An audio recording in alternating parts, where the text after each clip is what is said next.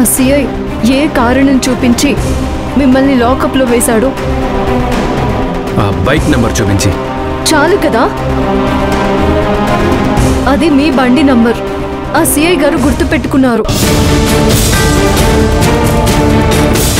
RTO ఆఫీస్లో ఆ బండి నంబర్ మీ పేరు మీదే రిజిస్టర్ అయింది. అదే నంబర్ వేసి ఆ నేరం నేనే చేశాననే నమ్మకం కలిగేలా వేరే ఎవరో నా మీదే ప్లాన్ చేశారు. ఎవరు చేసుంటారు సత్య గారు? తెలీదు. నాకు తెలుసు. ఎవరు? ఆ మినిస్టర్.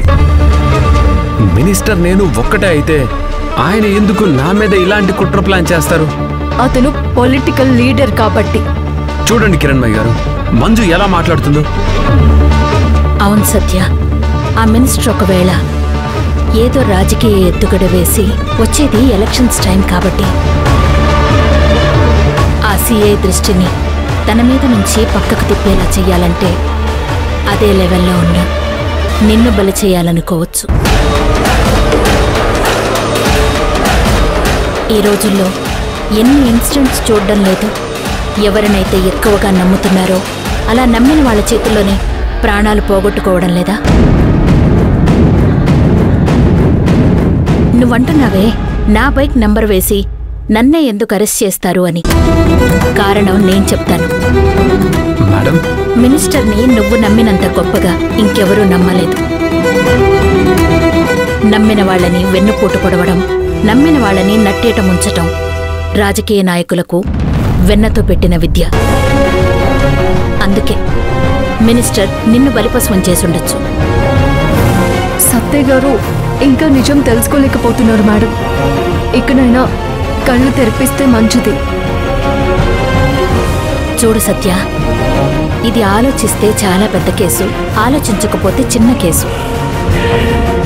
మీరు గొడవ పెట్టుకోవడం కరెక్ట్ కాదు. ఇంట్లో పెద్దవాళ్ళు కూడా టెన్షన్ పడుతున్నారు. కేసు గురించి రేపు ఇంట్లో మాట్లాడుకోవచ్చు. ముందు మీరింటికి బయలుదేరండి.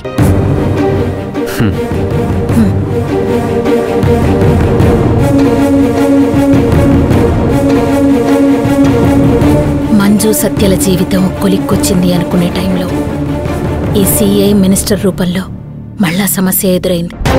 ఇంతకు ముందు కేసు అయితే కోర్టులో తీర్చగలిగాను. ఇప్పుడు ఇది ఎలా తీర్చాలి?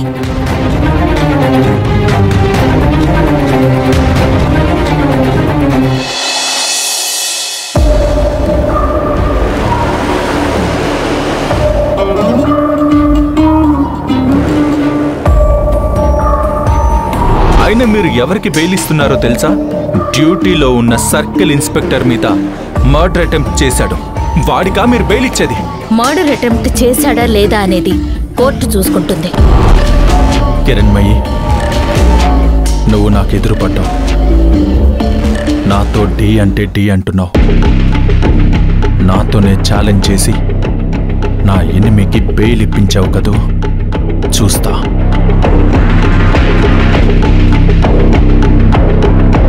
విక్రమ్, ఏంట్రా డల్గా ఉన్నావు?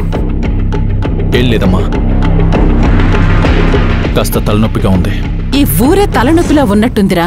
ఇక్కడికి వచ్చిన దగ్గర నుంచి నువ్వేదో ఒక రిస్క్ చేస్తూనే ఉన్నావు. ఊరు వాళ్ళ తలనొప్పి కాదమ్మా. ఎవడైతే నా మీద మర్డర్ అటెంప్ట్ చేశాడో వాడు మా స్టేషన్ ఏఎస్ఐ భర్త. ఏఎస్ఐ భర్త? అవునమ్మా. ఆ ఏఎస్ఐతో ఏమైనా గొడవ పెట్టుకున్నావా? ఆమె వాళ్ళ భర్తతో చెప్పినందుకు వాడు నిన్ను చంపాలనుకుంటున్నాడా? అది కాదమ్మా. ఆ ఏఎస్ఐ భర్త పొలిటికల్లో తిరుగుతూ ఆ మినిస్టర్కి రైట్ హ్యాండ్లో ఉంటున్నాడు.